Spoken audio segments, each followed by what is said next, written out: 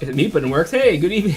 Good evening, ladies and gentlemen. It is Tuesday, June 28th, 2016, and we are, my voice is going apparently, but we are gonna get back into the development. So yesterday we set up all the game state and stuff, game instance and stuff, that we require to set up a game on both ends. Not the functions to apply them into it, but the data points that were required for it. Data points, the data structures that are required for it, and the how they're linked to various objects. Such as a base game instance and so forth. I think I'm not going to have anything besides base game instance. I don't know why I would need to change that from one to another, but there might as well, right?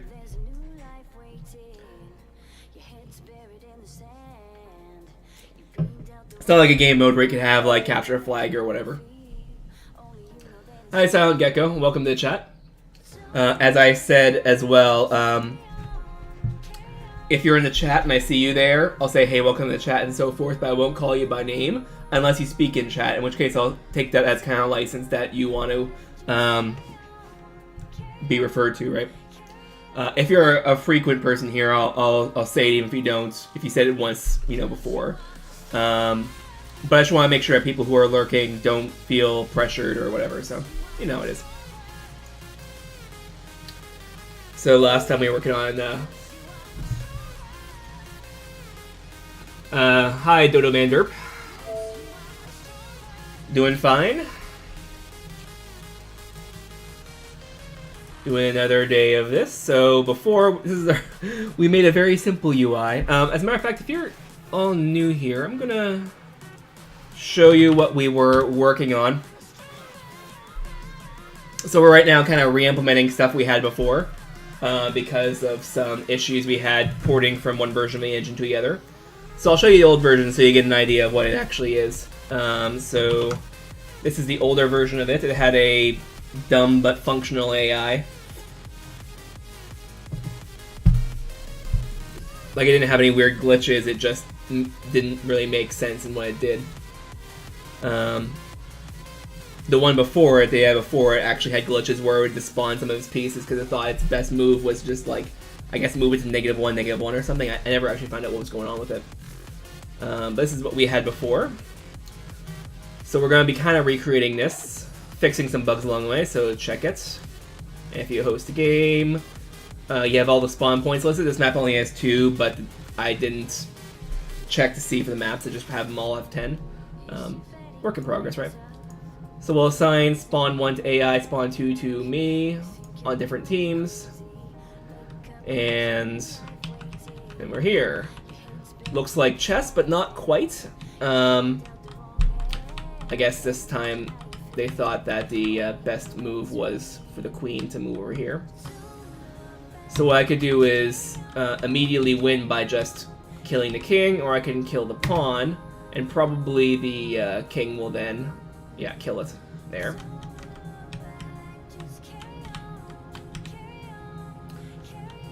You'll notice there's unshrouded tiles here, unshrouded tiles here, because they're in range of this king. And they're in range of this king, but there's no gap between.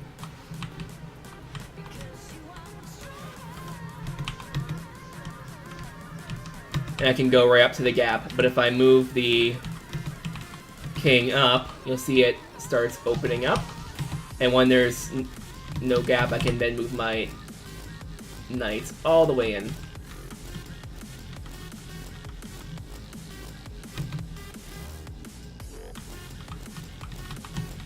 Now I can move side to side, right? So we're basically working on recreating that to get a demo going.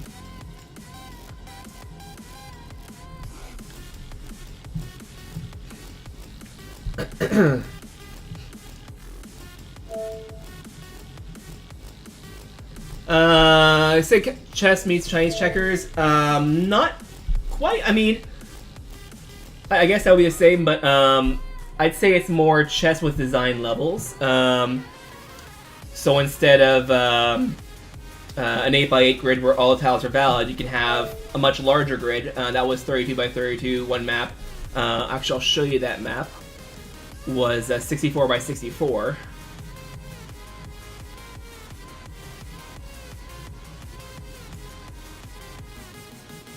And it was from a game jam thing I was working on.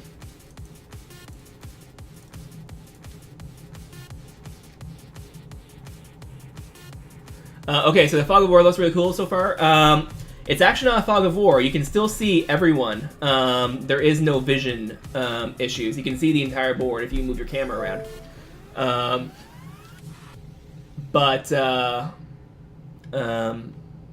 on, wake up. So you can see anyone, anywhere. But you have to be in range of king to do anything about it, right? The idea behind that is I don't want to have the queen to go zipping all the way across 64 tiles on the other side of the map unrestricted. So anyway, so this is the first version we had with a chessboard looking level, and it plays kind of similarly to chess, although you can move sideways because, I mean, if you have a corridor, I can't exactly have a pawn only move forward. It's walking against the wall, right? I can move the queen here, and then I can move the pawn to kill it, and so forth. So this is the chessboard level, but if we have cross streams, which is the bigger level, this is 64x64. 2 spawn map. Human spawns here. There's knights in the stable they can pick up if they get the king in range. There's bishops they can pick up here. Bishops up here they can pick up as well. Or sorry, queen they can pick up here as well. Rooks up here. And the king spawns diagonal to them. So the AI spawns here. It was supposed to be a 1 versus AI demo, but, you know. Thanks. So if I move my king within range, looks a bit big. Yeah.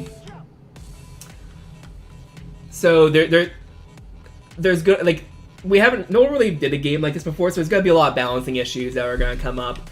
My hope, honestly, is that when this gets going and I release a demo, if I get enough viewers coming in, if I could be a Twitch partner, or if I could have, you know, enough YouTube ad revenue, or if I get a Patreon or something, my hope is that if this stream is good enough, this can be my job.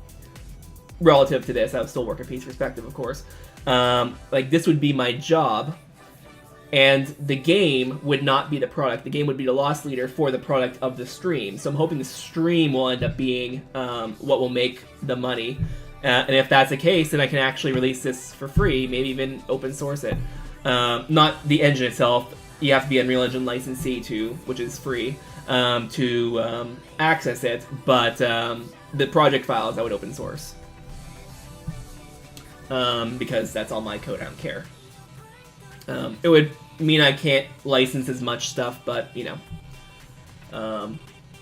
But yeah, this is my hope is that once I release demos, it gets popular enough that the stream will be the product. And as you see, you're in range of the horse here, so it can move in any one of these ones. This guy's out of range though, so you have to move one further. And now they're both in range, so you can move them in. And the clever thing about this, at least I say so myself, is that you're spending all your time getting the knights out of stable. That takes an extra, like, you know, 12 or 15 moves. That means that by the time you get out of this, I mean, there's 2 X's here, you can kind of head out this way. But by the time you get here, the AI, if it was smart, or the other player, which is not smart, it's moving over there, would have 12 moves on you to kind of pin you into where you're starting.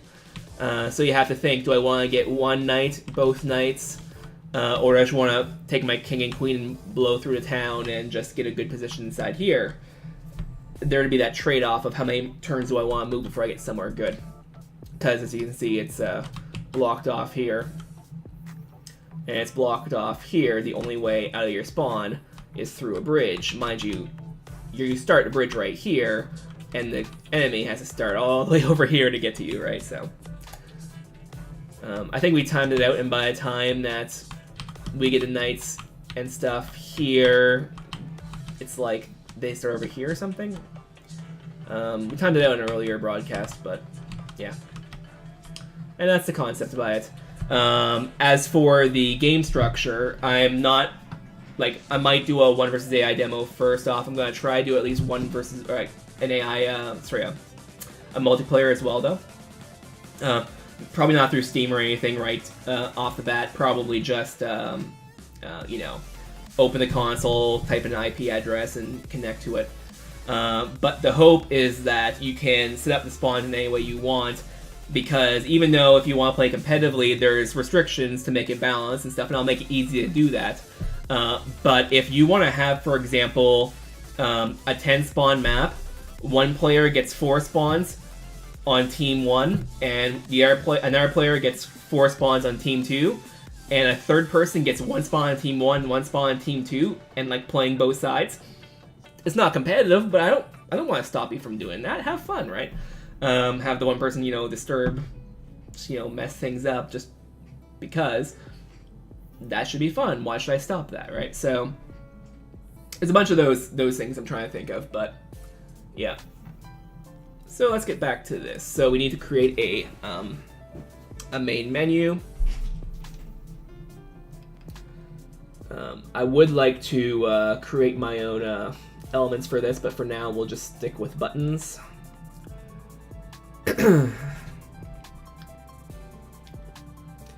And then we will have, so this is going to be 720p based off of it.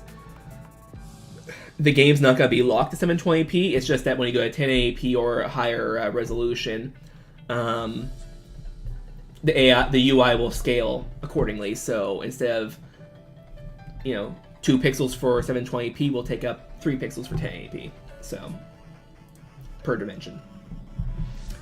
And that was what we decided earlier, actually last stream, because I was asking the viewers at the time, is this a game you'd want to play full screen, or is this the type of game you'd want to play in a windowed mode? Because I seem to play it more comfortably in windowed mode, maybe multitask or whatever, especially since it's a turn-based strategy. People said they want to play it in windowed mode more likely than not. So once you're in windowed mode, having it 1080p, that's a bit big. So I'm kind of aiming for 720p to start off with, although you can scale up, no problem. It would support all the resolutions available, but the UI would be designed such that 720p is comfortable, and 1080p would be, you know, just a scaled up version of that, as opposed to a 1080p being comfortable and 720p would feel cramped, right? Basically setting the minimum resolution that I want to make feel comfortable. Okay, so let's have this size be 300 pixels. That's probably about right. And so 1280 by 720. So half of 1280 is 640.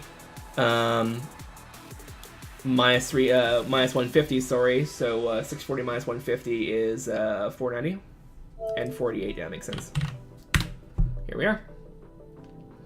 What do I do as a daytime job? I work at a computer hardware website called PC Perspective. So now I am trying to get a software development job and stuff like that as well. But so I mean, if you know someone who's hiring, great. But my main job is a journalist for a computer hardware website where I do news posts, editorials, reviews, and even some video work that's coming up. I'm not gonna kind of ruin a surprise on that. I've shown it off in earlier streams, earlier chunks of it, but it's been more developed since then. But we're working on educational cartoons as well, so hopefully that will work out nicely.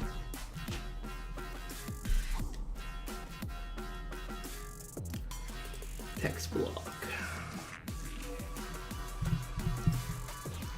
Color and opacity, let's say it's black.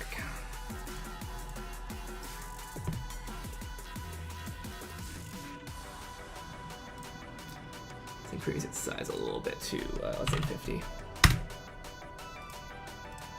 And we'll call this host game.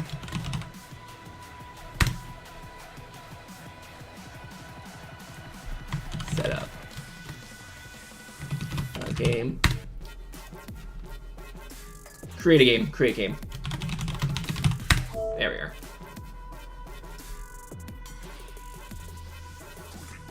Okay, so Silent Gecko once again said, "What is your favorite song? Sorry if you want to keep this relevant to your game, but I'm interested." So you're saying two things there. One is you're asking what my favorite song is, in general or on the stream. Of this songs I can play on the stream, probably Hero from Pegboard Nerds. Although Valkyrie from Variant is pretty close up there too. In general, it kind of varies. I like a lot of Smashing Pumpkins, Pearl Jam, Tragically Hip. So I'm not quite sure of a favorite song in that. But the second thing you're saying is, sorry if you want to keep this relevant to the game. No. Remember what I said. The stream is the product, right? So if you want to talk about what you had for lunch, no problem, right? If you're having fun and you're interested, then that's great. So don't feel bad about, keeping me off topic or whatever. I'm hoping that it's going to have you watch the stream more, right? As a matter of fact, a lot of times people come in and ask programming help questions. And, I'm not the best programmer in the world. Honestly, part of this check it started for me as an excuse to learn C++ again. I had some C++ experience in the past, but not a whole lot. What did I have for lunch? I wasn't saying ask me. I was saying if you want to say what you had for lunch, that'd be fine. Now, had for lunch.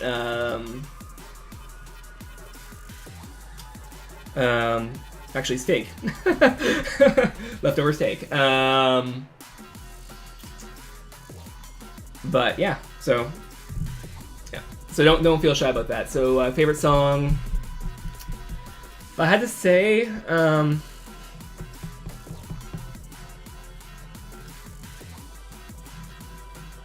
actually, one thing that really is sticking with me these days is a song by Muse called. I'm losing my train. I'm losing what it's called. Starlight. It's a really good song. So I'll say Muse Starlight for now, even though it's. Pearl Jam Porch and a couple other ones are good as well.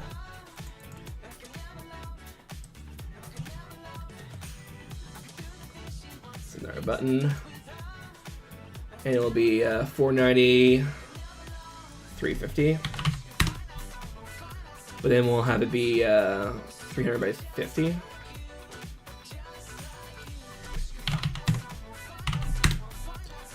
And we will have it be 490 still, but instead of 350, we'll have it be 440.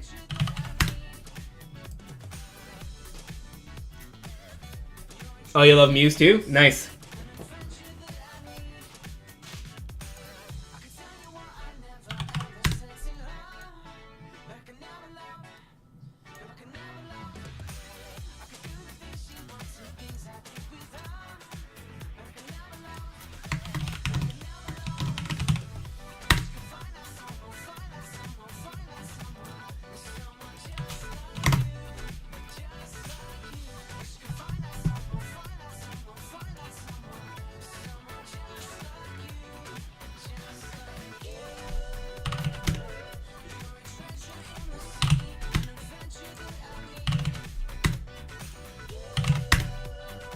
Oh, sorry, 300. I'm going to change these to look better soon, but I want something that's functional because right now, making a good-looking game is not really my intention. I want people to see and play the game and feel how, interesting it feels. I think actually maybe I should tone down the font size a little bit to maybe 18.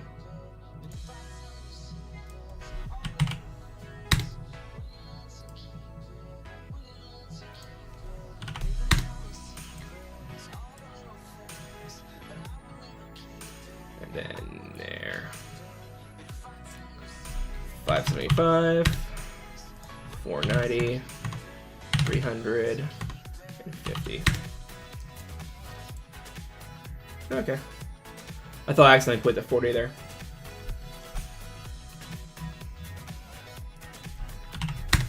$18 there, and exit. Do I play many PC games? Yes, I'm a big PC gamer. Now, I haven't played a whole lot of games recently. PC Master Race. So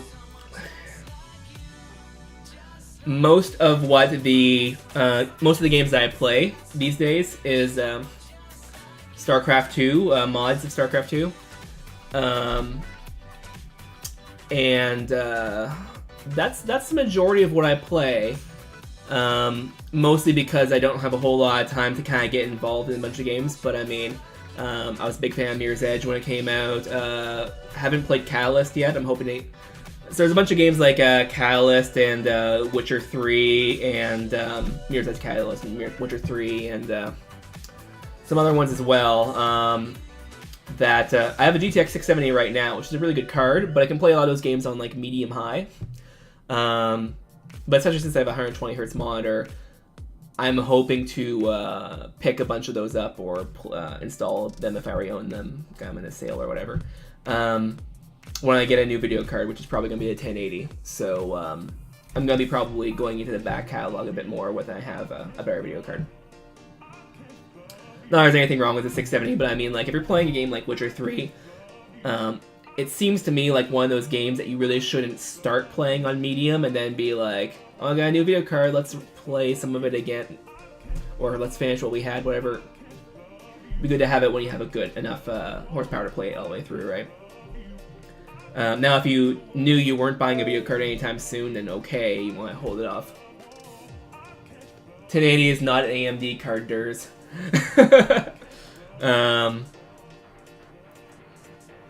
I mean, okay, so on the AMD versus NVIDIA front,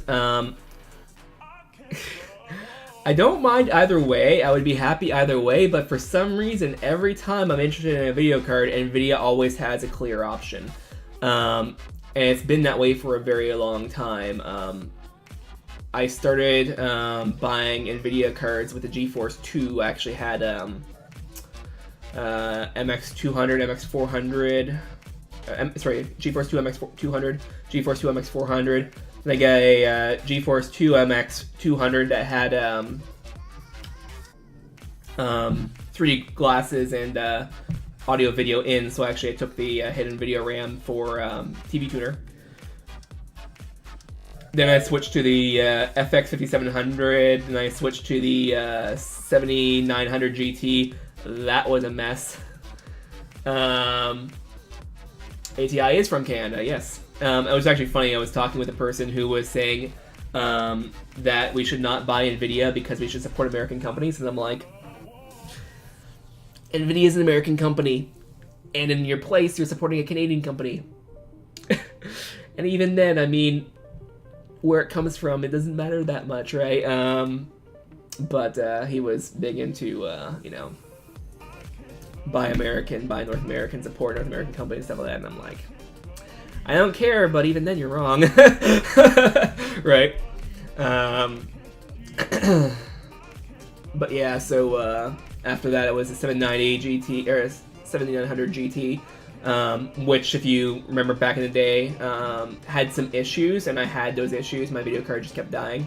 Turns out that Samsung sold them the wrong video RAM capacitors, is what the rumor says. Voltage regulators. Sorry. So they were under voltage for the what they were using for. So if you ran certain games like 3D Mark or whatever, they'd freak out and start artifact, and like it was so bad that I was having like colored dots all over a screen in like boot. Like before Windows even launched, there was that overheating that DOS was making it corrupt. Replaced that for the 8800 GT. That was a good card.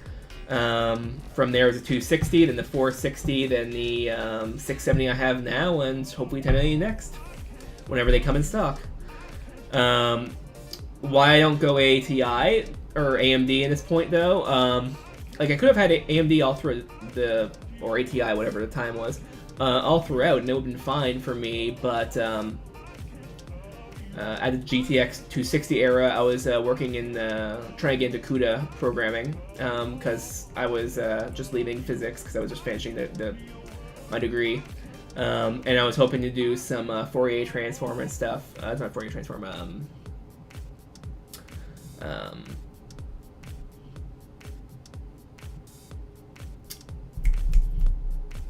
Eigenvectors, but for graph theory. So big matrices where you see how nodes interact with each other for photonic crystals, but basically just to help out my thesis advisor for it. Never got around to it, but I was hoping to do that. And at that time, NVIDIA was a clear winner for GPGPU. Later on, AMD started being better for GPGPU, but like right now, I am interested in buying a video card to do Blender renders. Well, Blender is CUDA, so I kind of stuck with NVIDIA still, right? They have some OpenCL stuff for ATI, but it's limited functionality. They haven't reached feature parity yet, so I'm still stuck with NVIDIA, especially with the animation stuff I'm doing. So, yeah, nothing wrong with it, AMD, but it just every time I need to get something, it just did not work out. So let's save and let's compile and save again because why not? Nope, that didn't work out so well. Oh, right, because I didn't, right.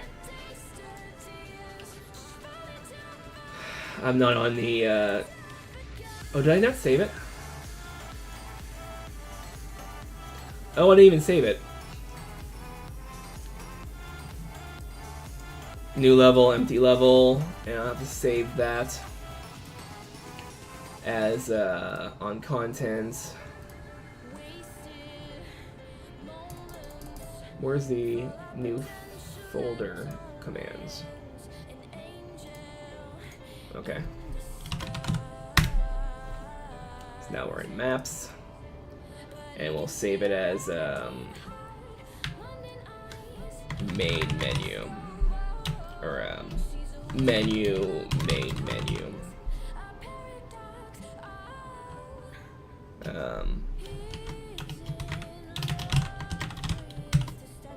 Main menu.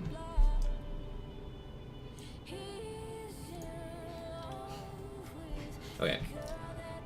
So then in the level blueprints, we need to get the player controller and play it on screen. So in the level blueprint here, open level blueprints, on begin play, we're not going to have the animation of the pawn going in just yet. Whatever stream games are just creative.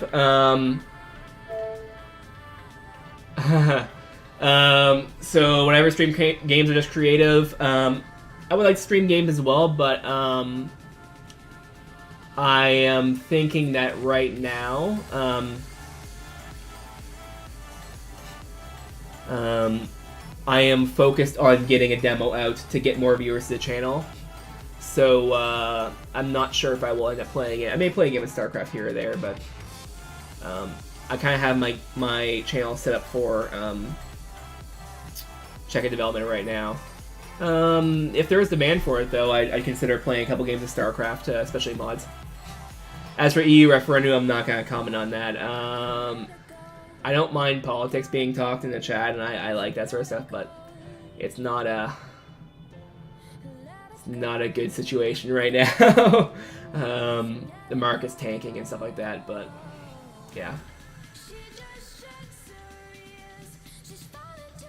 We'll have to see on that.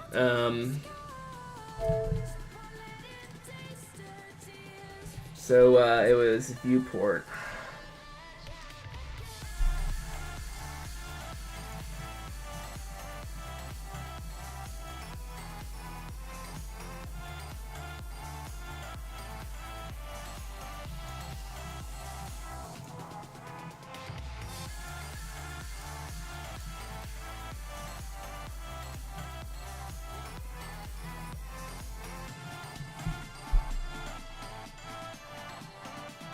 Okay, so I'm forgetting how this works.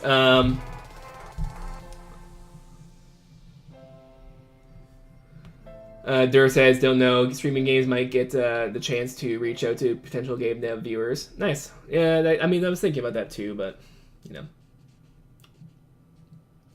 I'm going to quickly check. Oh, by the way, there's a new version of Unreal Engine that just came out.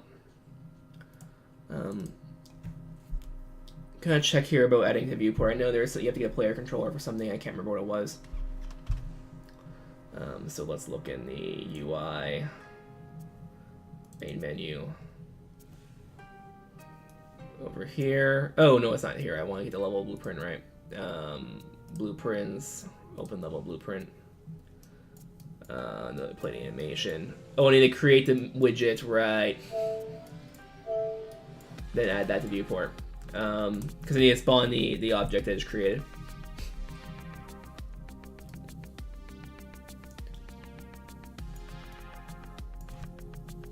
And then you set the user focus. You know what?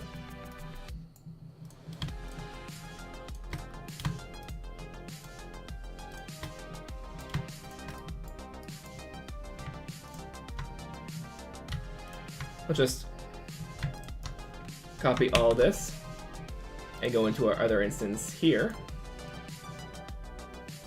Oh, sorry, other instance here, and paste it in.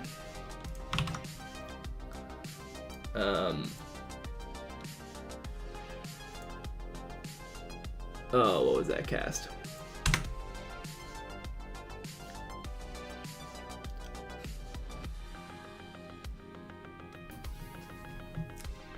I heard that are just a bunch of trolls.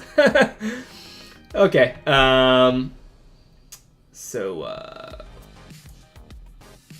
create screen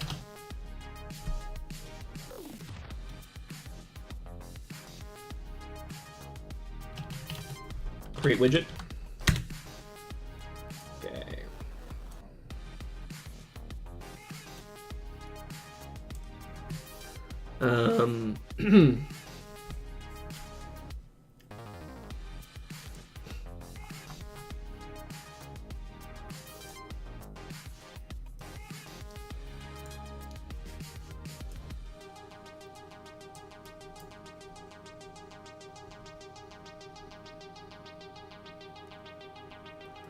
Okay.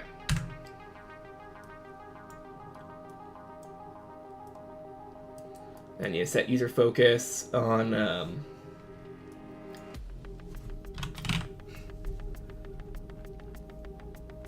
break screen. Oh, I didn't actually set who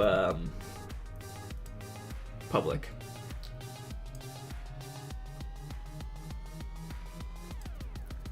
So create game button, create game.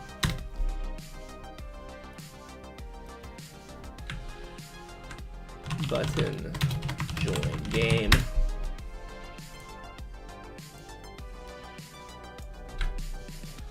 Button settings, and then button exit.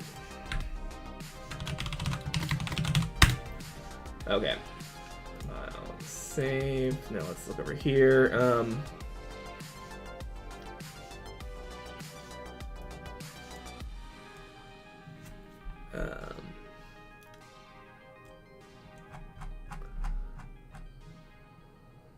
Widget.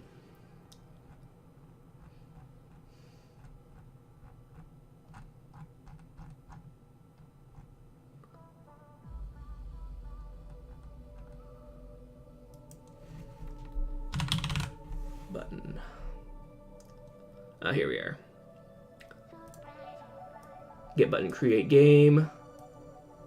There we are. Okay. So when we start the menu level, we're gonna get the main menu blueprint, main menu screen, I should say, add to the viewport, and set the user focus to the main button, which means that the gamepad should snap to this. So Yeah, let's play.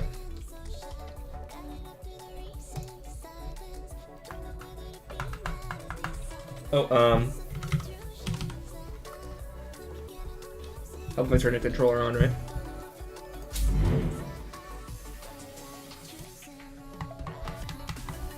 Oh, yeah.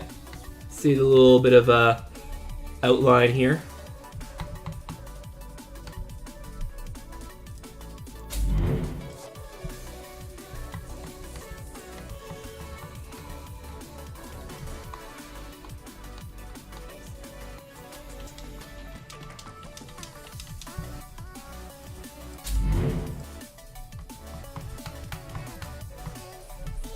So this has a bit of delay. Is it swaying for me, or is it? Huh, that's weird.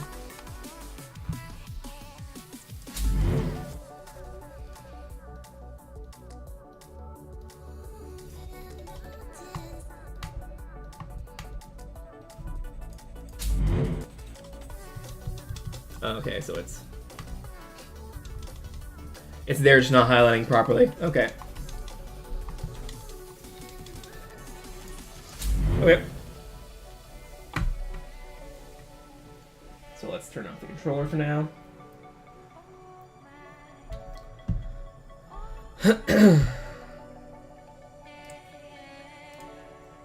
Now I can shut down the other one. Here we are. And now in the graph, we will add a action to on clicked or on pressed, we'll say. And this is going to be exit.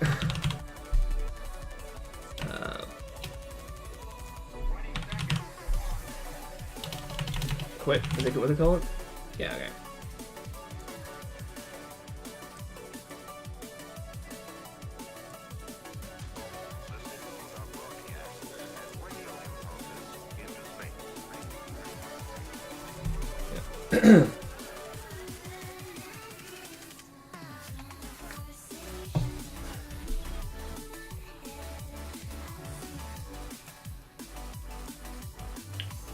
Alright.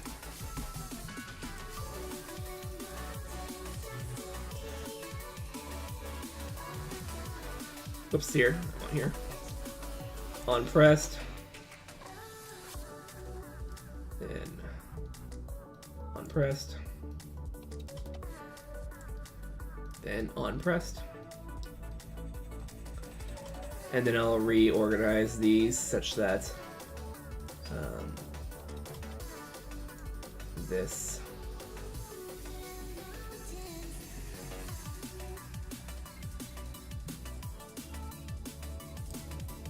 being there, and this ends up and there. Okay. So now on press create game, we will need to create a new screen.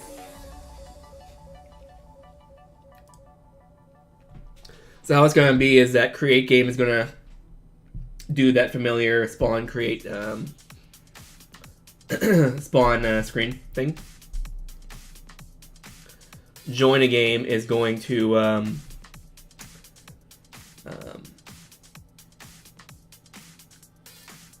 somehow give you the option to connect to IP or connect to some existing game. Server browser maybe, if I can afford it. Settings will be settings and exit will be exit. So creating a game will be for the host, and everyone else will be joining the game as a guest, basically. Well, as a player.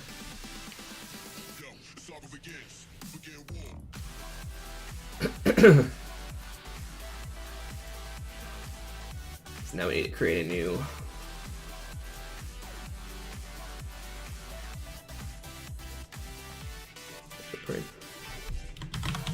screen create game.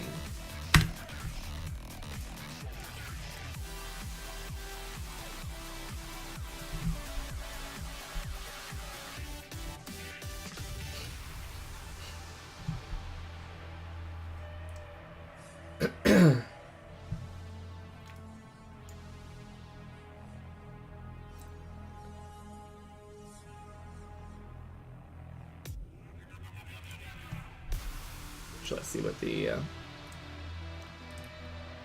so that's 60. We can do with probably 48.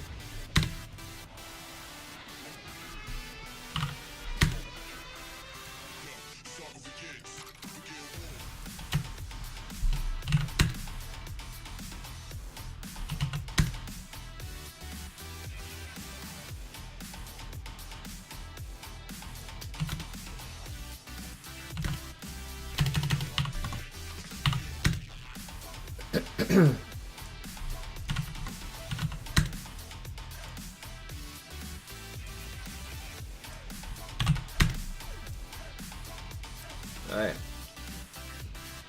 Pin size will be 300, let's say. Let's do 400. What's my opinion on anime? It's nice.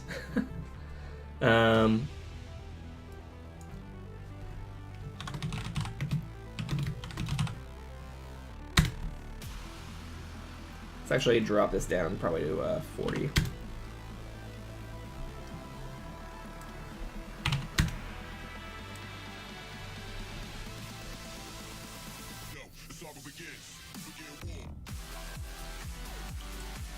Let's do round 6 actually. That's what we had before, and it makes a bit more sense.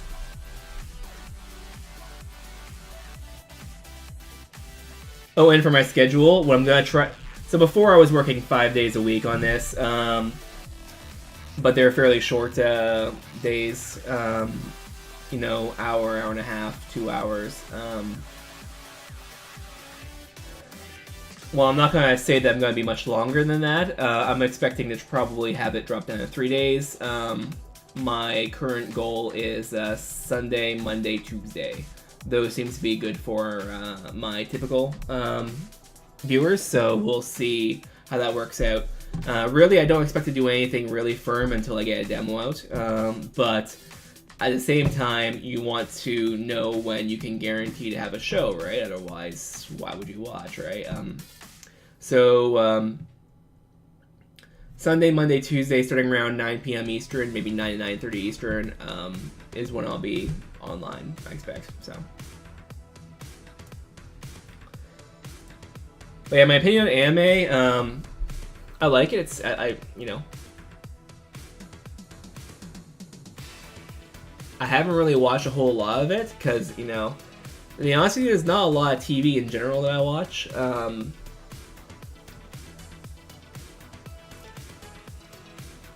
But yeah, I mean, it's something that's kind of interesting, so.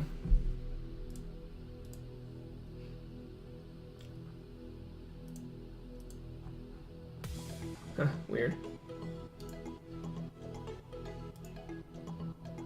What is all this? When's the demo coming out? I don't know.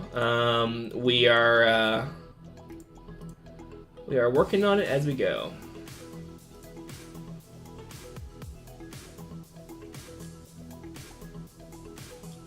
I think image is what I want, but let's just see.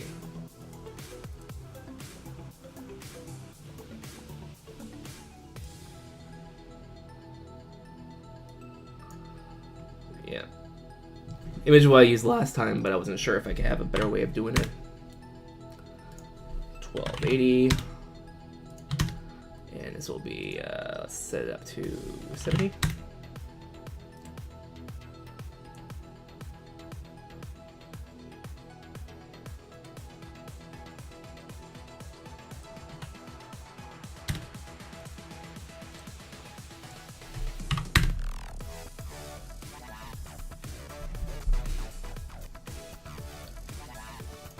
So yeah, I can't guarantee when the demo comes out. I don't like saying things until I know anyway, so.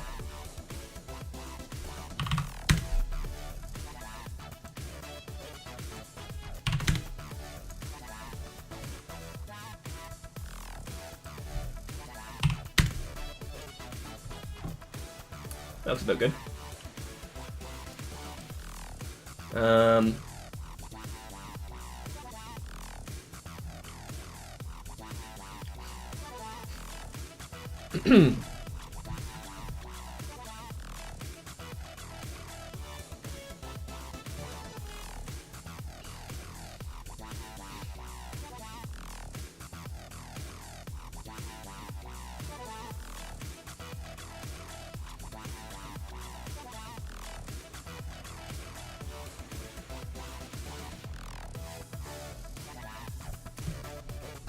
So before we had the 2 text box here, and then we split it off into 3. I'm thinking maybe what we can actually do is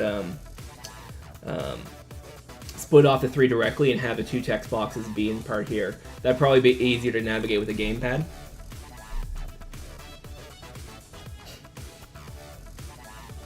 So we'll do a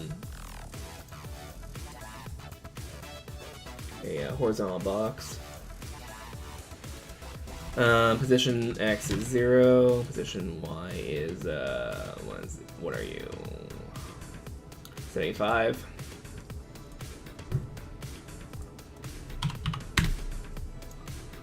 And then it will be 1280 by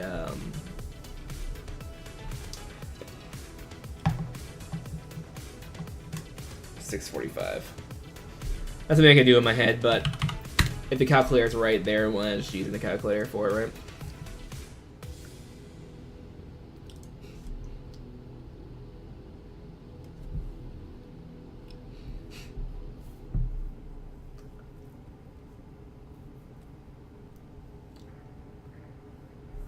And in this horizontal box,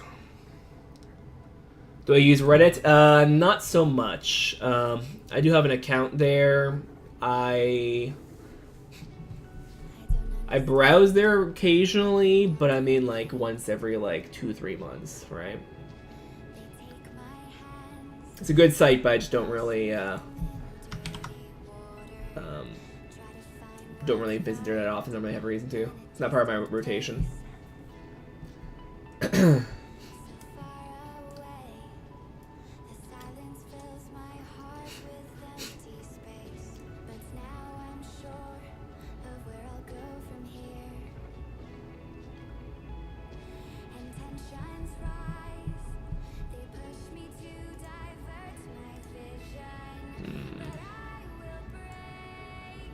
And I'll have 3 vertical boxes.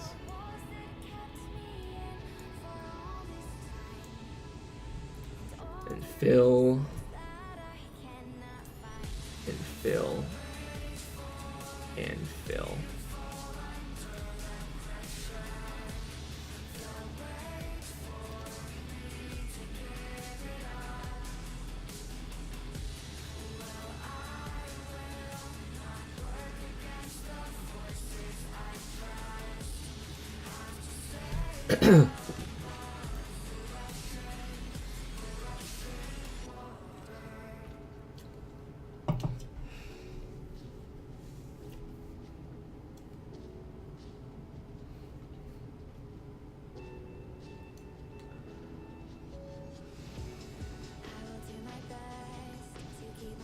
So here we're going to have a 2 horizontal boxes, so horizontal box, and then their horizontal box, and then we'll add text to both of them.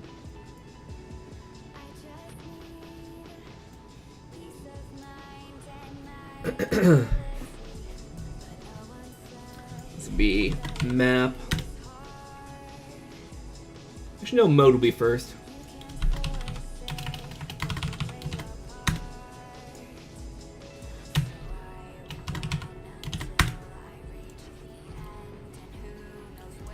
And then padding. Well, first, let's actually drop down the size a little bit. This is probably size 14, 16.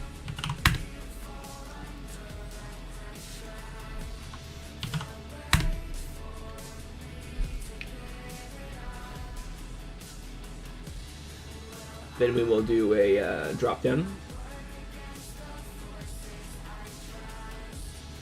So a combo box, wherever the combo box is. That combo box is up in the common.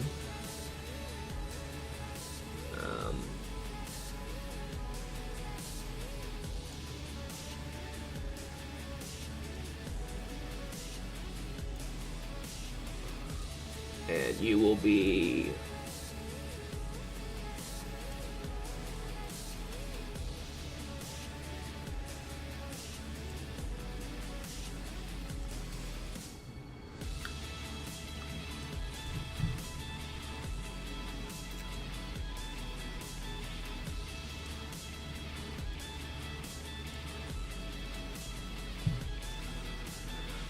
And we're going to do the thing as well where we replace the contents.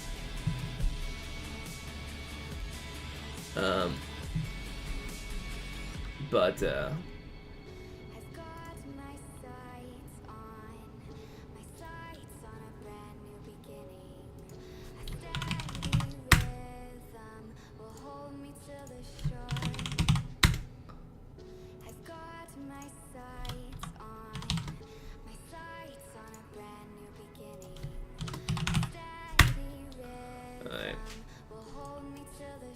we're going to do that thing where we I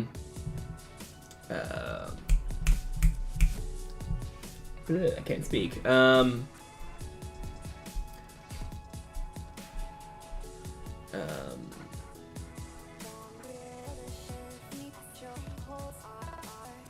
Where we inject our own contents into the combo box so we can control font size and stuff like that.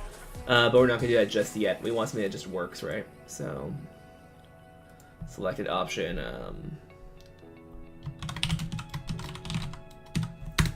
Cross streams. We'll do cross streams.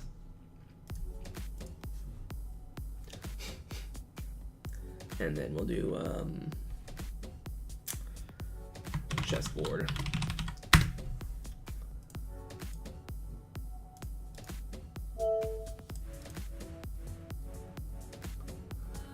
What do you think about Keemstar? I have no idea who he is. I hear some people talking about him, but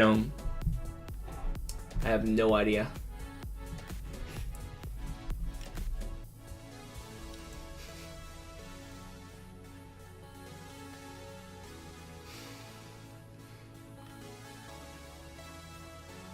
And then for this padding, we will have let's do 5 pixel padding. Let's try that for now.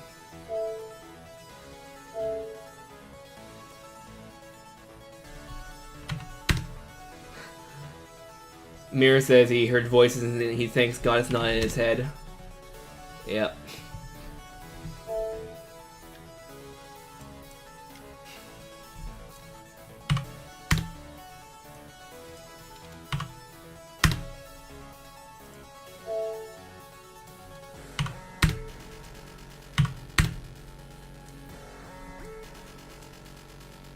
Let's actually have the no padding on the top just to make it even.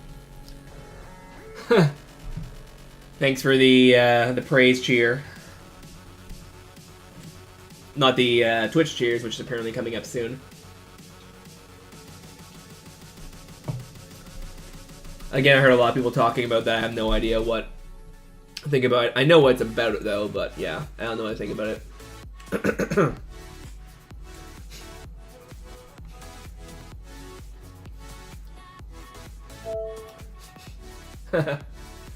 Getting a chat wave.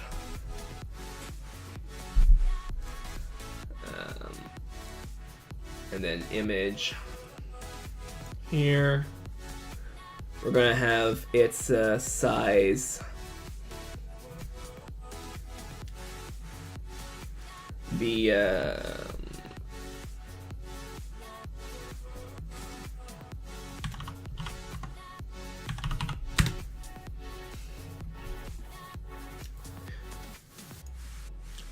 auto.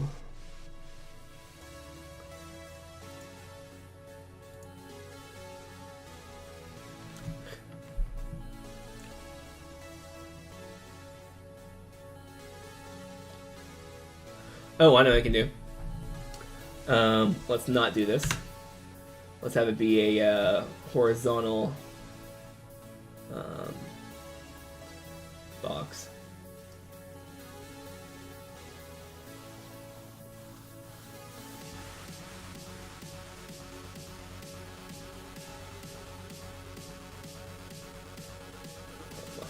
Vertical box.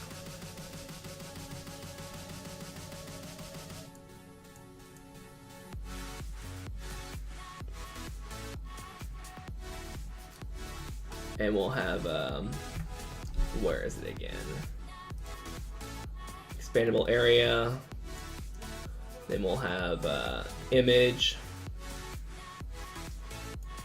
and then expandable area again. And we'll have this be 256 by 256. And this will fill, and this will fill. There we are.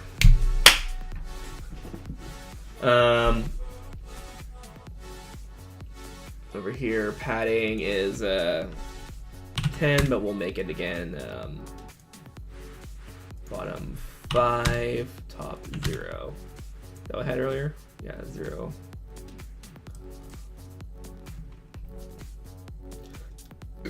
And below here, we'll have a launch button. Well, a launch and a leave button.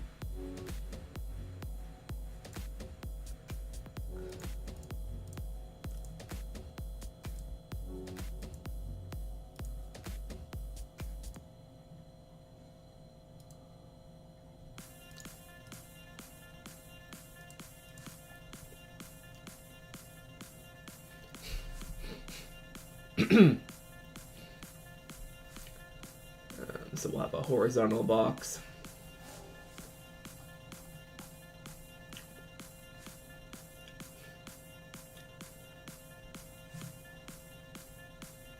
There we are. And then here will be expandable area.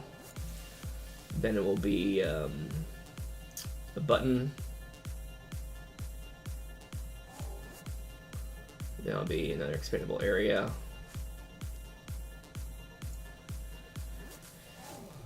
And then another button, which can actually add here now, and then another expandable area. This one will have the fill, this one will have the fill, and this one I'll have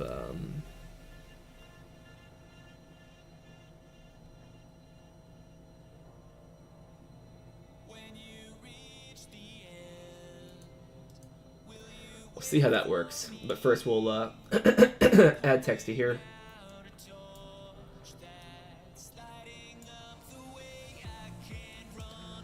This is 16, so we'll have this be 18. Slightly larger.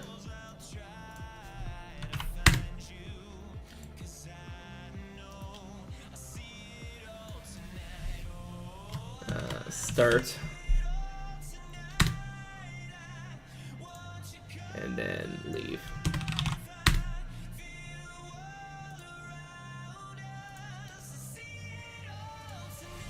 Button. Launch.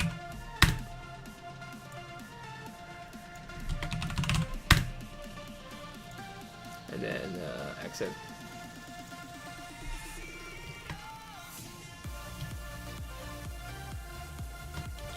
Leave.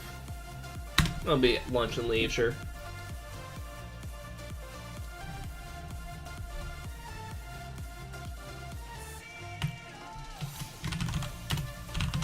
We disconnect, sure, why not?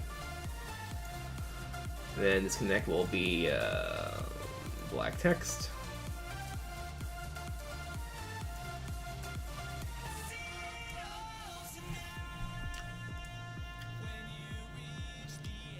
And this entire horizontal box will have a padding of 10, but once again,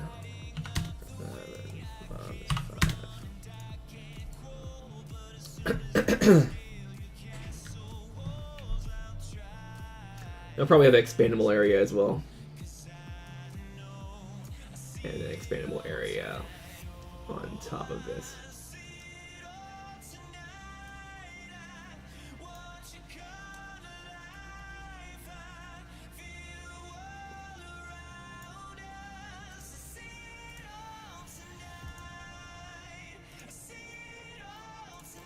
This one will fill, and this one will fill. To make this vertically centered. So this will be the map and mode that you can check. This will be the list of spawns, so you can assign whoever you want, and this will be a list of players connected to the server. Where you can kick them, or you can, you know, whatever.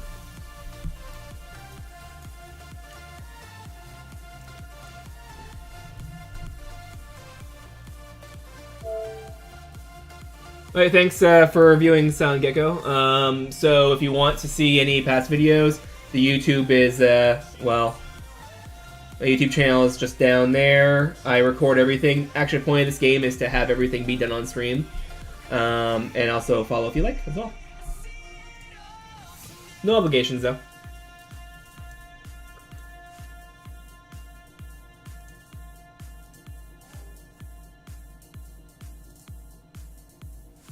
Oh, that's why I wasn't looking weird. Padding is 10. Top is 0. Bomb is 5. There we are.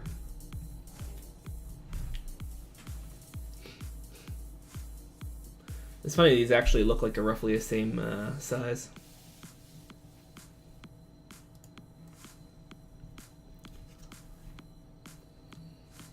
A button.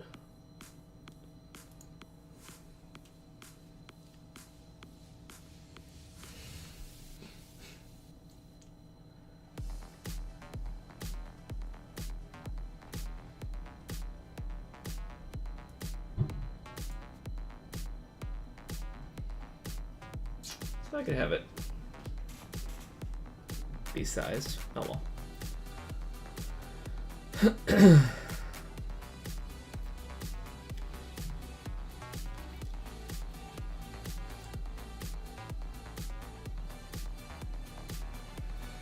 So here we're going to have expandable area, and then we're going to have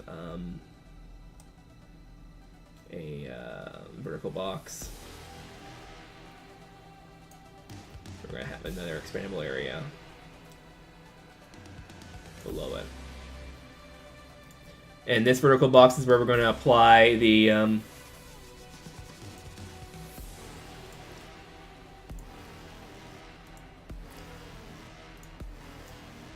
this vertical box is where we're going to apply the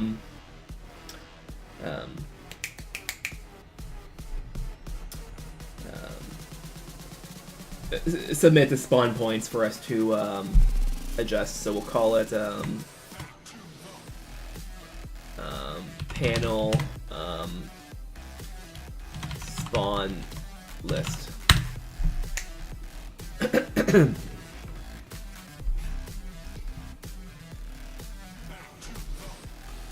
And padding will have it be 10 still.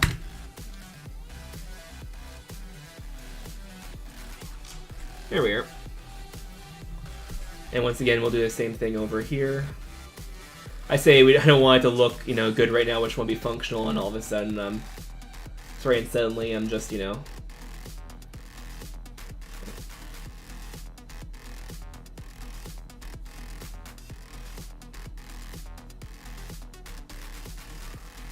scroll box for that one. Should I want to use vertical box?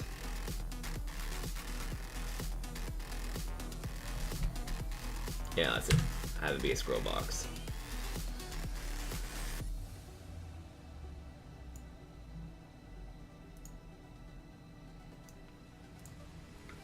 Be panel spawn list.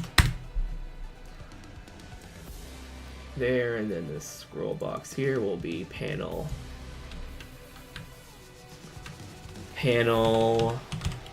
user list with correct capitalization. And we'll have another expandable area. Make this auto, make this fill, and make this have a padding of 10.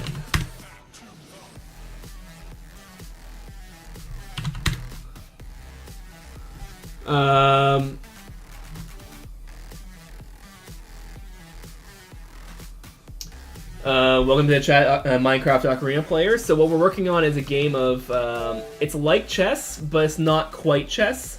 So chess is a game that's, well, chess is a game kind of like this.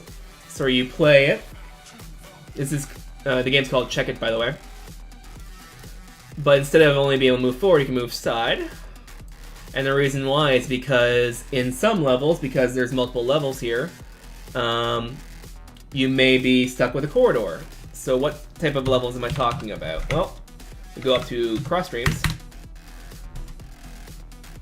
As you can see here, this is a much larger than a chessboard level, so you can move the, well, first off, we're going to notice that some of these tiles are allowed, some are not, and what this is kind of your king control range, so you can only move your pieces within the king control range. That's to prevent the queen from going all the way across the map and just, you know, wrecking. So player spawns here, AI spawns here. And the idea is, as a turn-based strategy, try to get into a good position, in this case, to attack the enemy. So you do that by moving the king around. So if we move the king over here, then you're going to see this start opening up. Yeah. And you start moving this way, you'll notice that the Fog of War, or disabled tiles, are starting to get closer to the knights now. So if I move it one more time, you're going to see that the tile for the knight is enabled, but the tile for the other knight is not. So if I click this one, all of a sudden I can move here. If I click this one, I can't move it anywhere because its tile has been disabled. So if I want to be able to move, so I can move this if I want to, if I can click properly on it. I can move it anywhere I want inside here, as long as it's an available tile. One caveat is that knights, since they don't move one brick at a time, if there's a gap, they can still jump over it. If there's a valid tile on one side and a valid tile on the other, they can jump the gap. That's not going to prevent them from doing that. I just check whether the starts is allowed, like the starts in range of a king, and the end is in range of a king, except for rooks, bishops, and queens, and whatever other piece I end up creating eventually, but we're starting with a 6-core chess one for now, where it has to have everyone in between, but yeah. How long have I been developing this? Started off for a game jam in 2014, but I had to do a restart twice for a couple of reasons. So we're kind of working towards it again. So I can move a knight around, can't move this one. But if I move the king over one more, then all of a sudden, it's now in range, so I can move it. Meanwhile, the AI over here was... here it is. So there was a glitch a while ago where the queen would just despawn. And I think that's what happened. I think the queen just said, screw you, I'm leaving this entire level. She's gone. There's another queen up here for the both of us, but the queen that the AI started with checked out.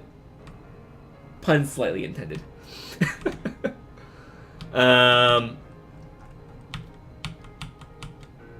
All the models were made in Blender, including the levels. The walls were here were done by Epic. The bridge was done by me, though, using Epic's materials. In Blender, the tree was done by Epic. Anyway, the stable was done by me, even though I didn't actually get a chance to fix it. Right, so there's that, and then from there we were able to license the music. So what happened was we were able to license the music, and I knew that I had to fix some things because my original goal was 1 versus AI demo. So I knew I had to fix some things. I just made it kind of messy code just to get it out the door, right? Which ended up having things like the code to validate where each move, whether it's valid or not. That was in about 3 different places, and all 3 I couldn't guarantee was actually going to give the same result.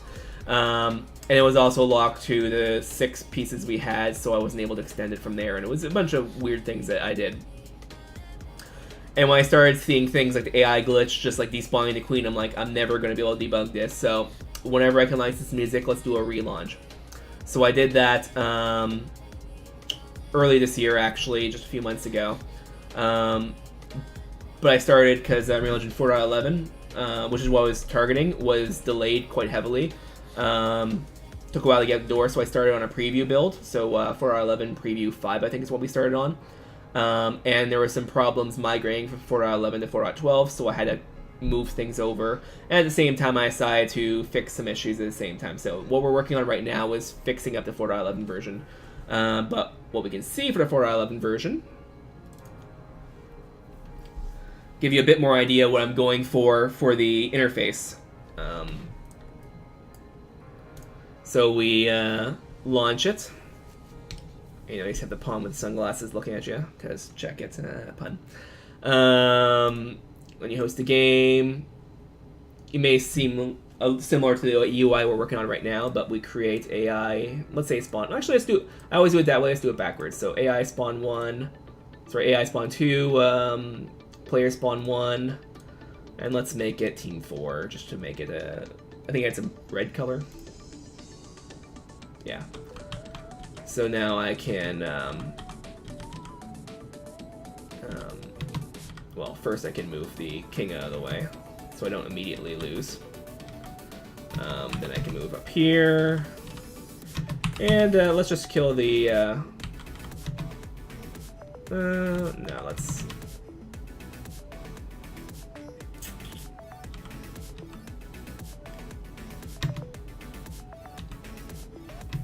do it here. Sure, why not? So the AI didn't decide to kill me. Okay, so here we are.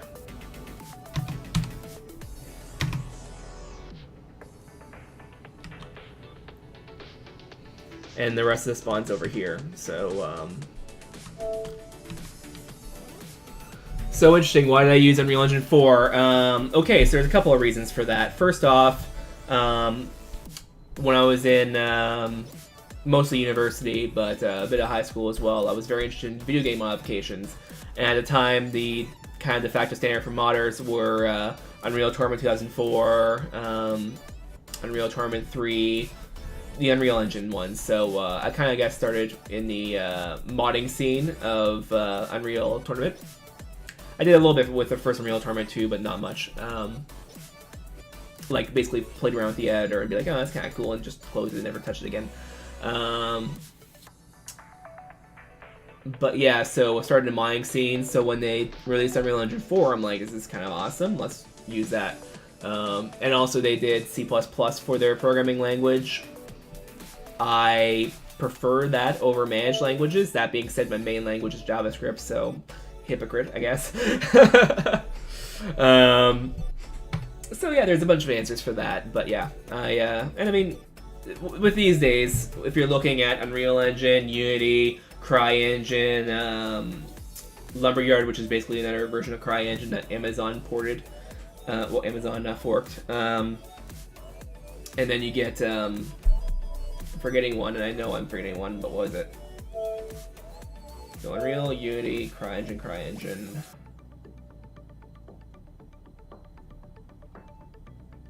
There's another big one. I like Blender and stuff like that too, but yeah, Unreal Engine 5 using Lisp. I doubt that. I think they're gonna stick with C++ for a while. They put a lot of work into that. I know there's a fifth one that's popular.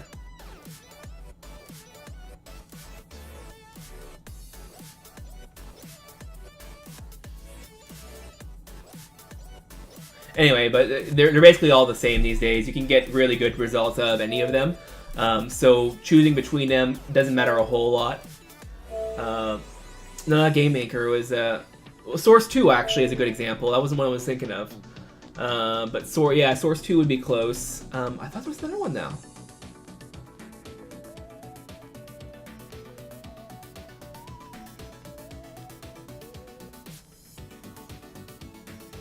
That was along the same AAA line as CryEngine, Unreal, and Unity.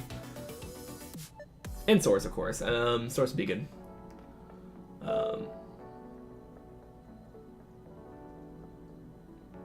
Oh, I use Unity, nice. I've done a couple projects in Unity. One thing I was working on was actually offloading sound.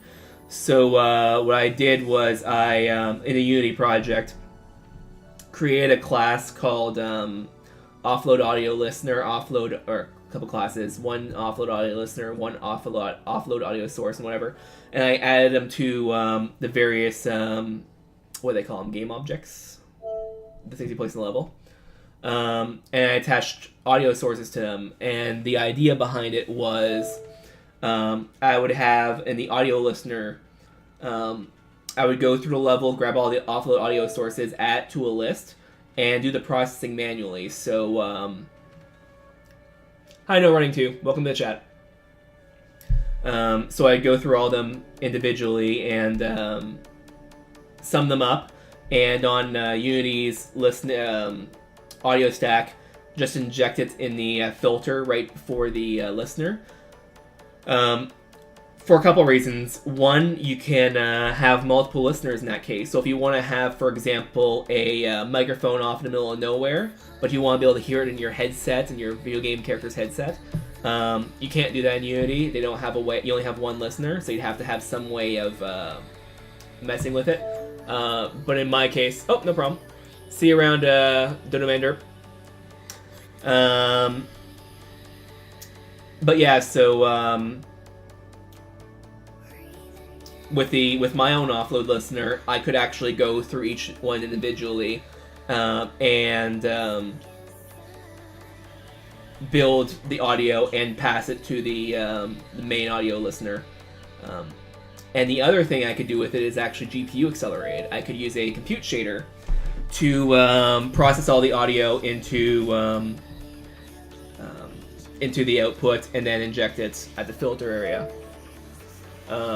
I was working with a woman from Queens for a little while, Queens University, to try to make a video game where it was like a cave exploration game with puzzles, but the idea is that the GPU accelerated offloading listener or whatever would attenuate, similar to how NVIDIA is doing with VRWorks audio right now, sort of ray trace. I was hoping to do it two ways. I was hoping to do it for the high ends, do it ray trace, for the low ends, do it voxel leakage. You can check out your stream. Can I follow? I can't do that from here. Yeah, so tweet out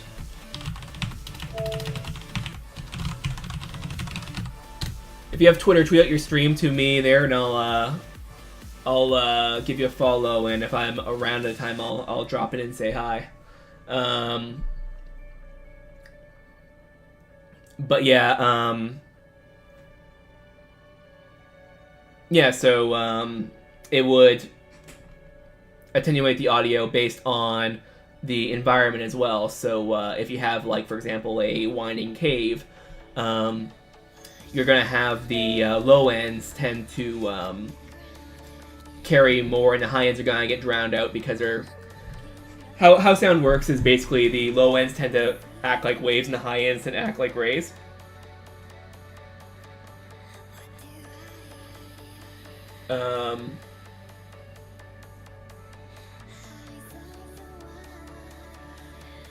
No, I'm not saying I'm going to tweet your stream. I mean, I might if it's awesome, but I was just saying that when I'm... how did I come up with this idea for Check It? I was laying in bed thinking about a game jam. I'm like, hey, that'd be a cool idea. that was it. That's the entire concept for Check It. I have a lot of weird ideas. Like, one thing I did for another game jam from Unreal Engine was a game called Jam Game. So it was my game jam game.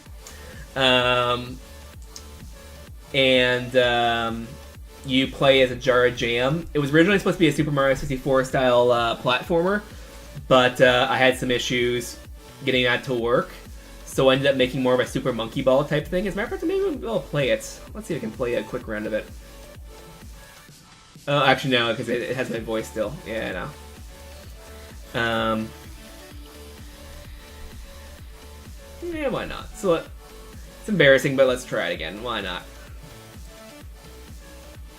So let's add one more thing to the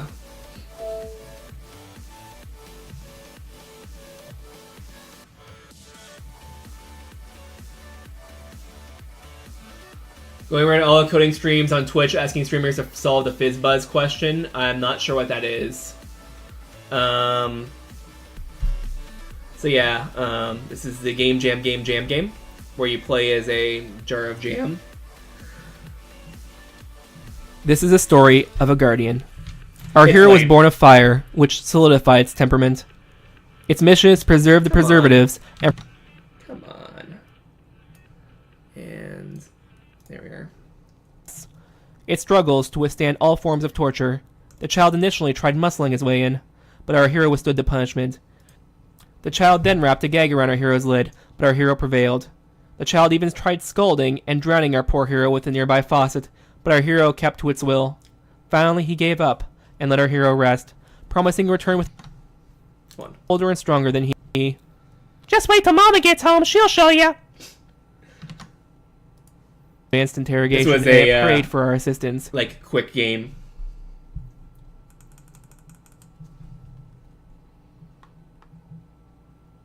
Use your will to guide our hero off of the counter. If the gem cannot be protected, then no one's getting it. So the game mechanics of this one is basically that when you move, you give it an impulse in any given direction, and when you release a stick, it stops. So kind of like Super Monkey Ball. The difficulty is then you need to get momentum, but you need to get enough momentum to accomplish some things, but not too much to accomplish other things too. So it ended up being one they didn't quite say was so they say guide you off the level, so let's guide you off the level. They say jealousy is the fear of losing what you have, and this is where it leads. The heat boils our hero's glass and ferments its contents. Our hero will eventually die, along with the jam he was sworn to protect. Ironic. The only way is forward. So you see in hell, all 9 circles of hell, there is a ground with tiles, and the idea behind the tiles, I never quite say it though, is that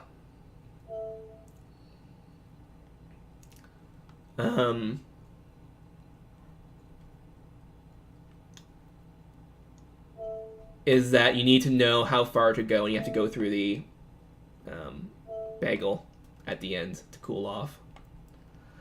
And what the catch is that for this one, if you go all the way to the side back there, you'll get too much momentum. If you start here, you won't get enough. You have to kind of stop about 2 sections here. There is a problem with this game though, and the problem is that when I set it up, I timed it such that like for speeds, but I timed it with the physics engine set to an unlocked frame rate. So how fast your game how fast your computer is will vary how much your jam will move. So it wasn't a reliable simulation, so it was kind of broken, but...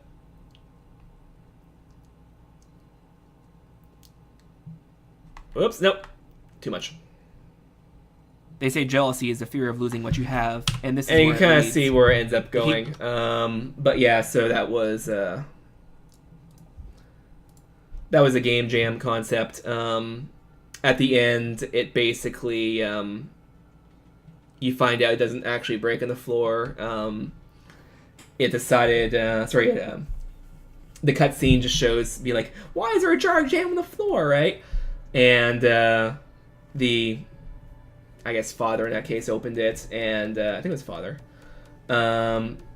opened it and shared preservatives, and the jam learned the lesson that its mission wasn't to, hold what it had and be afraid that it would lose it. It was to preserve it for the kid in general. A very corny, stupid lesson, but why not, right?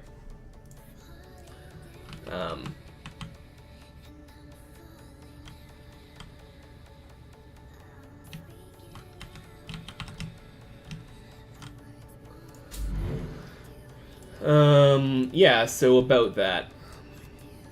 As for the FizzBuzz question, let's see. So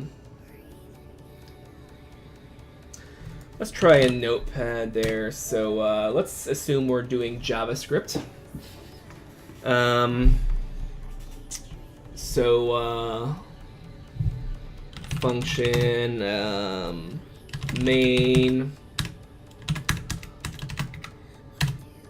So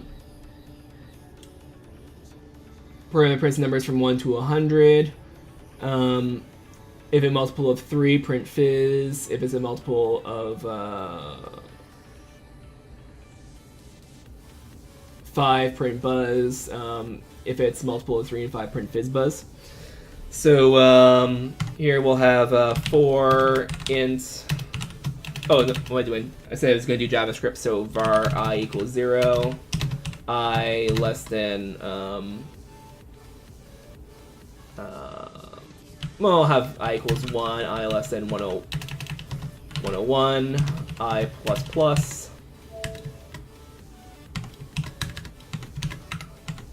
Then we'll have,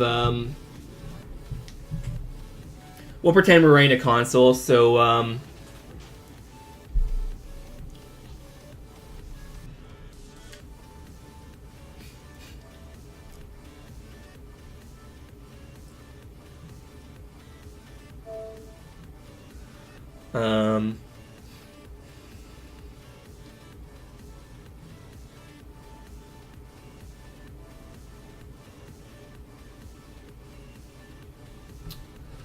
if I modulo, so if it's a multiple of 3 and 5, that means it's going to be a multiple of 15, so I modulo 15. So we'll do, whoops. So var done equals false. So an if they're here, console dot oh, I can actually use it. What am I doing? What am I using Notepad? I can use a Firefox instance. What am I doing? Console. There we are.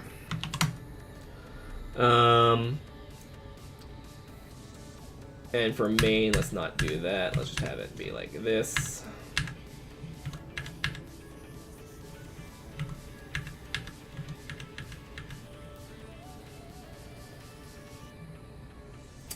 Let's have it be here. Why not? Console.log. I see a funny guy. Oh, Fatality left already. FizzBuzz.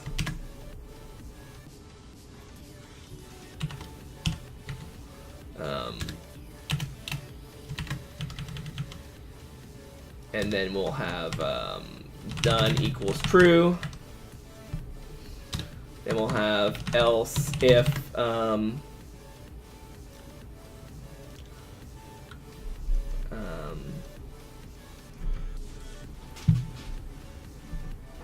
we don't have to do that. We can do else if. Yeah, let's just do that. I'm used to doing locks for this, so else if I modulo 3 equals 0.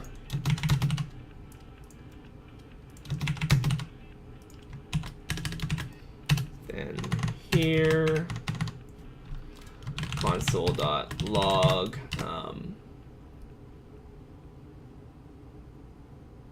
so multiple 3 would be fizz. Else if I5 equals 0.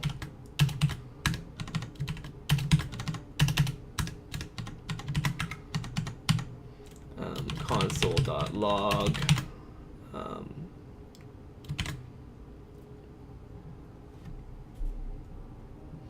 We'll do var main.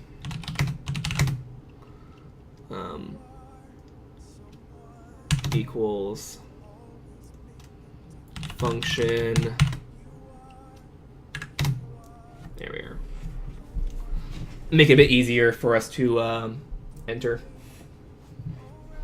And then buzz. And then else.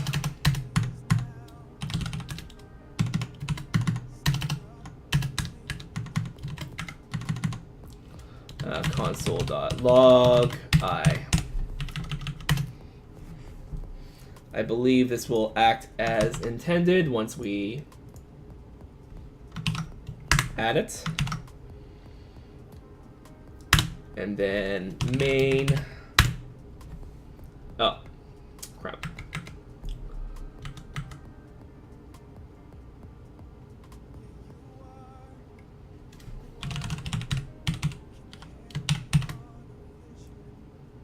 Oh, it's lowercase? Right. Forgot about that. So we're overwriting main and we'll do, oops.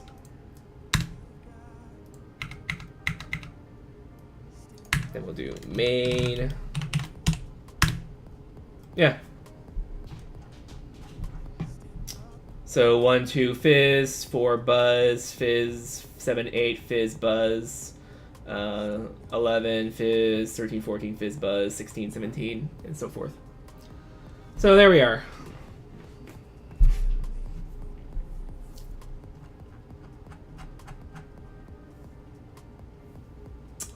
No big deal.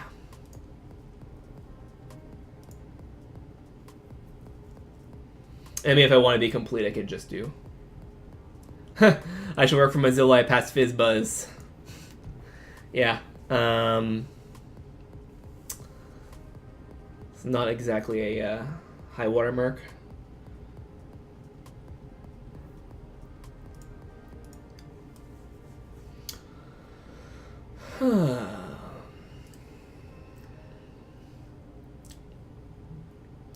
So here on press create game, we're going to create widget. There we are, and this will be screen create game, and then it will be add viewport.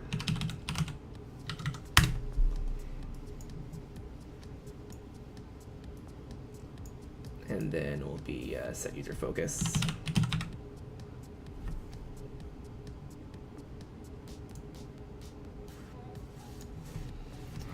And then it'll be reroute.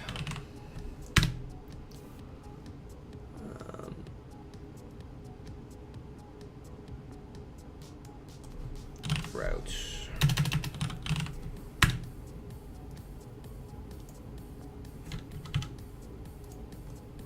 And then get player controller. Is this right?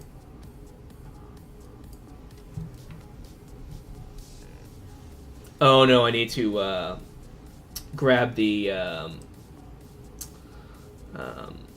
this reference off of it. So this would be drop down mode. This would be drop down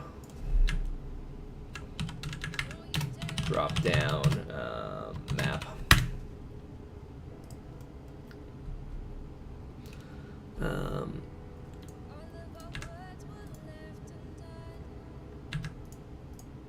Come on. Then it'll be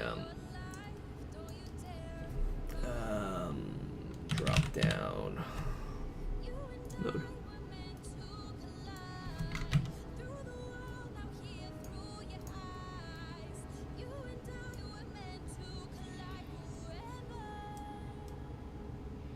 And then get player controller.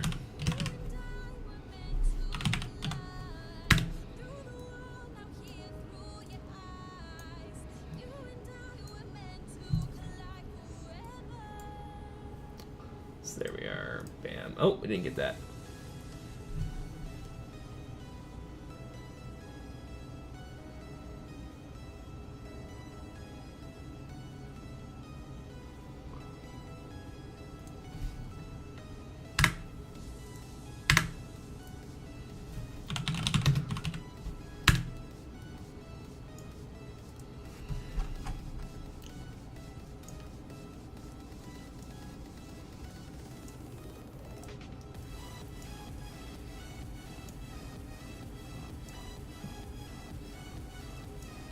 And get drop down mode.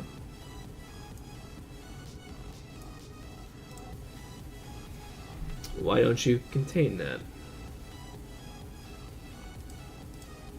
Oh, I didn't save it yet. I didn't compile and save it. Okay, there we are. Let's try compile this. There we are. So now when I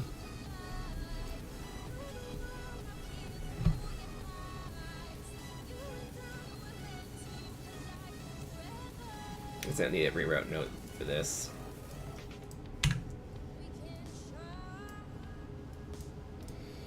And then we'll do clear widgets.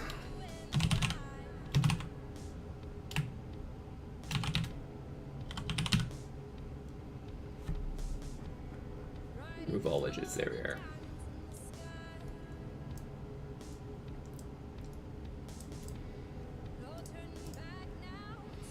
Okay, so now we should be able to launch this, click create a game, and see our new thing, which is interesting.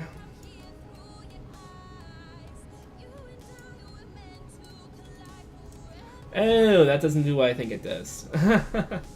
Whoops. I thought it was a space or like padding.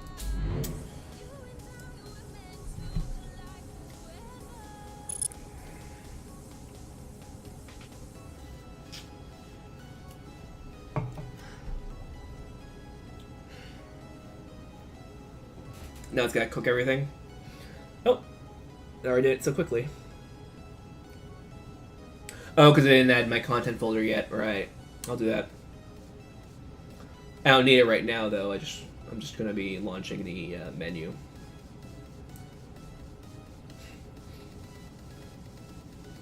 The idea is we want to have this be set up so when we select here, we can create the game so the game mode and the game state knows what to ingest.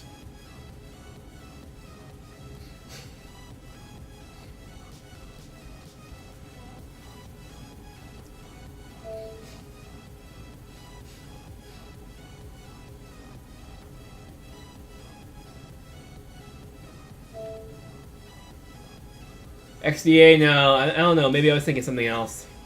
I mean, there is a lot of engines out there. Blender has one and stuff, but there's one I was thinking of as well, and I can't. Maybe it was Source 2 at the time. I don't know. Actually, it might have been Source 2.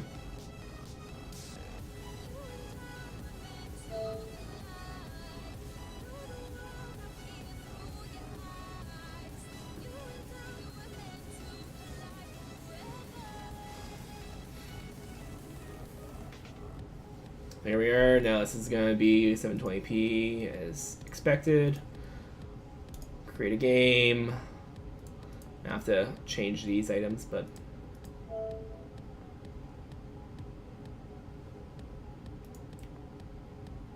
so we have to replace these here, but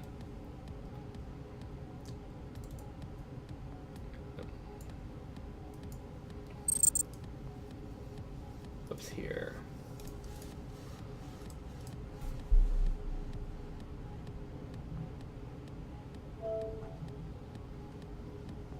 Expandable area.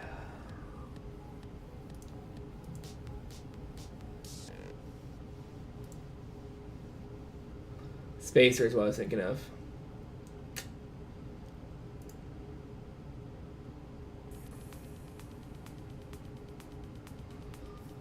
Okay, so let's get rid of you, get rid of you, get rid of you, get rid of you, get rid of you, get rid of you, get rid of you, get rid of you, you, and you. And let's add spacer. So,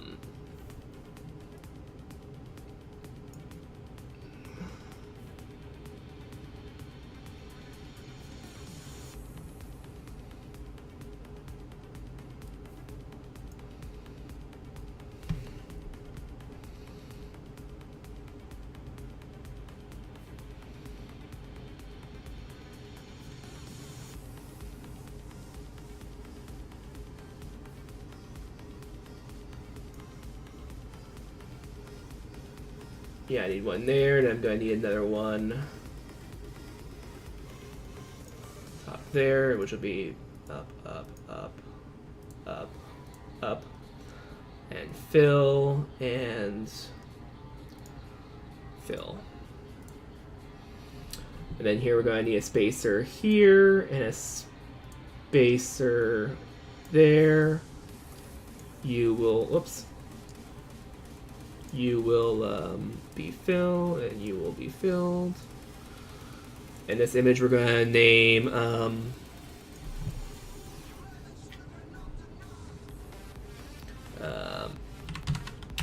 image map preview. Boom, boom, boom. And spacer, we'll add one there. And we'll add one there. And we'll add one there. This will be fill. This will be fill. And then this one will be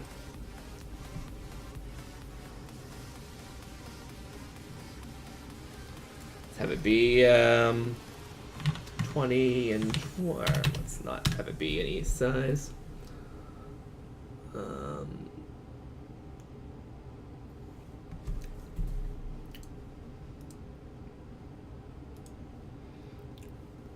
Be 23. 5. Looks about right. Okay.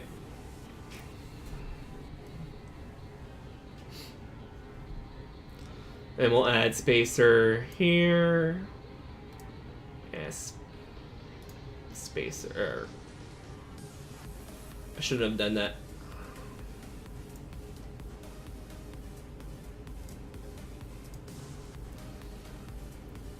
Spacer there.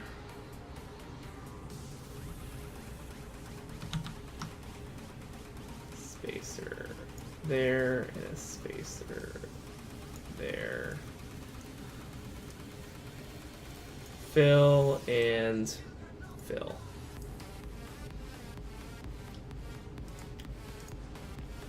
There we are. And now this should run much better.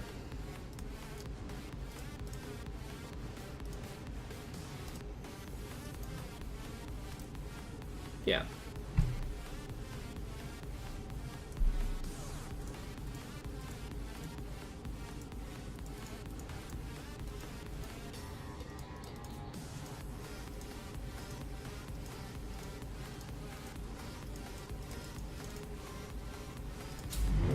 Okay, now when we launch,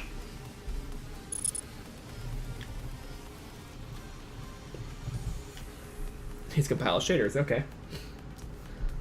I'll show you the outputs. We'll be calling it quits in a couple seconds.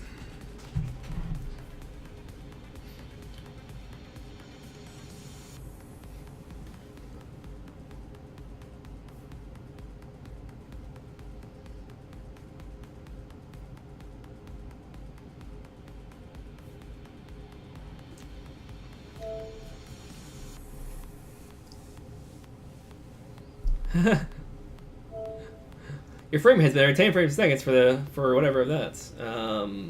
Cancel, ignore.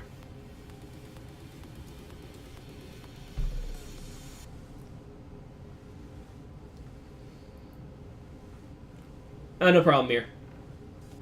What do you mean you're late? You weren't late, I don't think. Even then, I mean, there's no obligation. The show is here for you. Collectively, of course.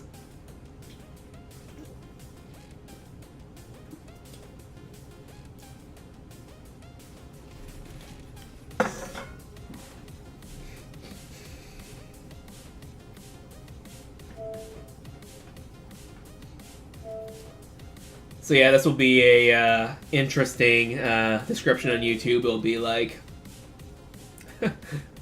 so I played an old Game Jam game. I solved the FizzBuzz problem. I did some UI design.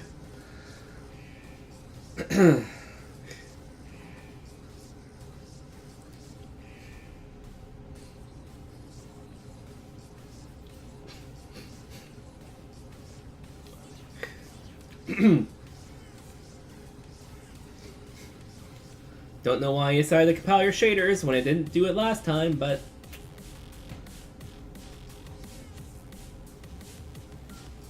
Thanks for delaying the show there, Unreal Engine.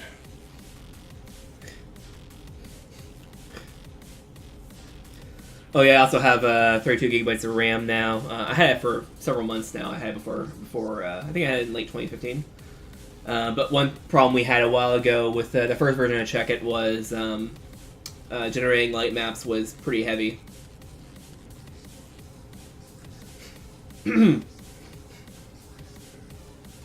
So I'm thinking I'm not going to actually have the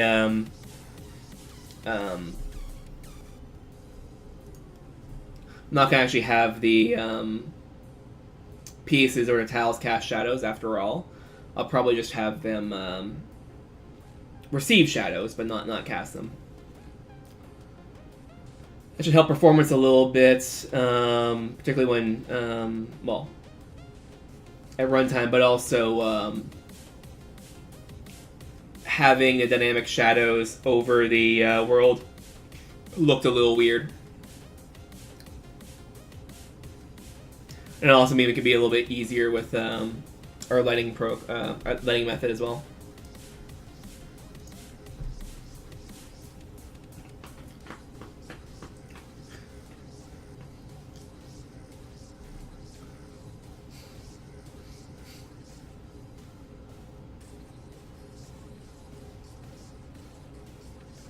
And I'm guessing the problem with people with FizzBuzz was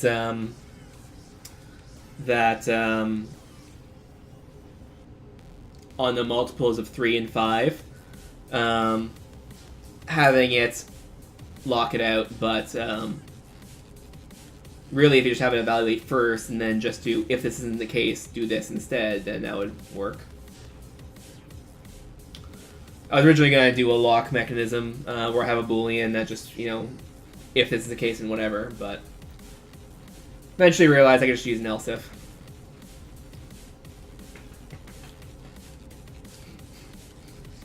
Wasn't exactly planning on doing an interview question though.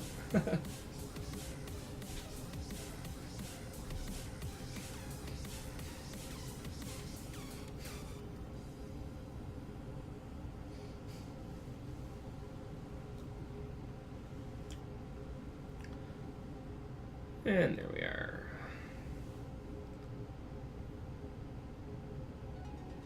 It was trolling me at that point, I think.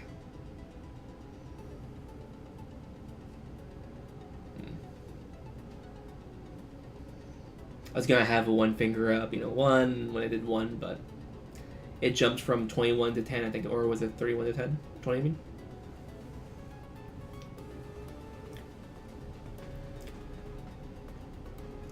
I can't even make a joke out of it, I don't know.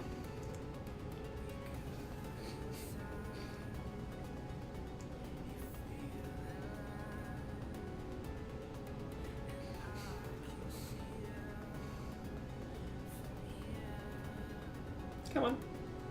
Wakey wakey.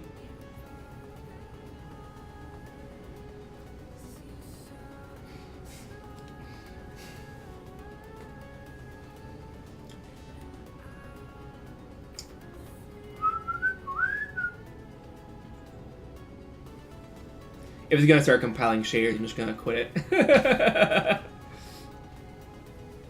Not really, but you know. Yeah.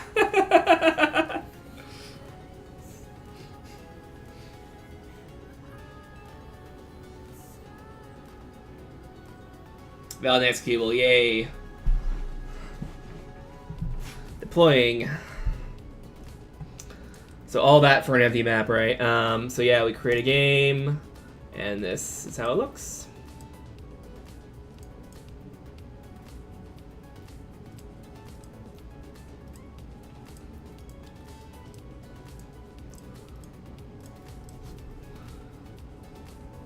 And if we go full screen 1080p, you see it just scales up the font slightly higher.